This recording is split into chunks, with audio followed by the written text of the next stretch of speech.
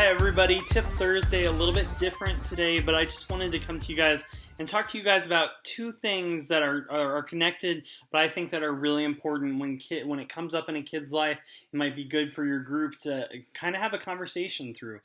So those two things are, number one, when there's a death in the family, maybe grandma, maybe even parents, when tragedy strikes, what we do, and also when there's mass shootings and or bombings or things like that. How do we deal with that when we're in our groups?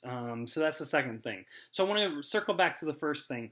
Tragedy is something that happens to all of us, and especially for kids, sometimes that's new for them. They don't know exactly how to deal with that. And if a grandparent dies, or if a parent dies especially, that's a great time for us to have a conversation about loving each other and about taking care of each other, because tragedy is going to happen to every single one of us, and it's something that is just part of what life is. And so more important than anything that we teach on Sunday is how we actually deal with stuff that happens in life, how we love and respond to people, and making it a little bit normal for kids. Kids don't know that this is something that everyone has to deal with, that it's not just them, that we want to love them, and especially be soft towards them, and dealing with everything that they're going through, and loving them through all of that, but also helping them to know that this is something even Jesus had to deal with. His best friend Lazarus died, and his sisters,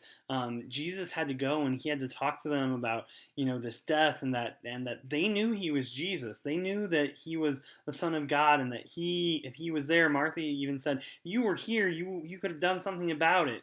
And Jesus had to deal with all that pain and that suffering, and so Jesus knows exactly what our kids are going through in these situations. So that's a great story to pull out whenever you guys have those conversations. And if you haven't dealt with it as a group, most of our small groups are pretty consistent. That's a great time to move away from whatever I have planned on Sundays and move towards a real life thing, because you know what? We have to be realistic about, like, the stuff during the week is harder than the stuff for the hour that we have them on Sunday. So I want to encourage you guys and empower you guys that that is a great lesson to go to look towards the story of Lazarus and Jesus, and how he dealt with that, and how he was still loving towards all those people, and how God still loves those kids and the people that died, that God still loves each and every one of them. And that's what kids need to hear when those things are happening, and have that reinforcement that their parents are probably telling them, or maybe that their parents aren't telling them. It's a great conversation to have with your group if you haven't talked about it in a while. And then just dealing with the fact that our earth is just the way that it is, and it's not perfect. And so there's some people that will make bad decisions, that aren't loving towards other people. And one of our things is that we're always loving towards God and towards others. And so when someone does something like 9/11 or the Boston bombings, or Orlando a couple of weeks ago, and shoots up a bunch of people, that's not loving towards God or others. But for our kids, it's important for them to know that they are safe, that their parents are going to take care of them, that everyone's going to take care of them, and to encourage them that whenever they see this, there's all of these people around, whether they believe in Jesus or not, that are loving towards these other people that have been hurt by whatever incident happened.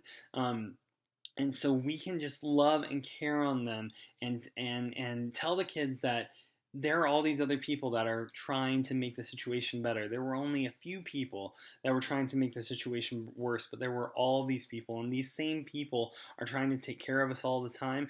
And there's all these stories of times when police officers or military people stop bad things from happening. And so it's important for our kids to know that they are loved and they are cared for, and that even if something like this does happen, God still loves them and cares about them. Hey, this is running a little bit long today, but I want to give a shout out to Joy Fowler.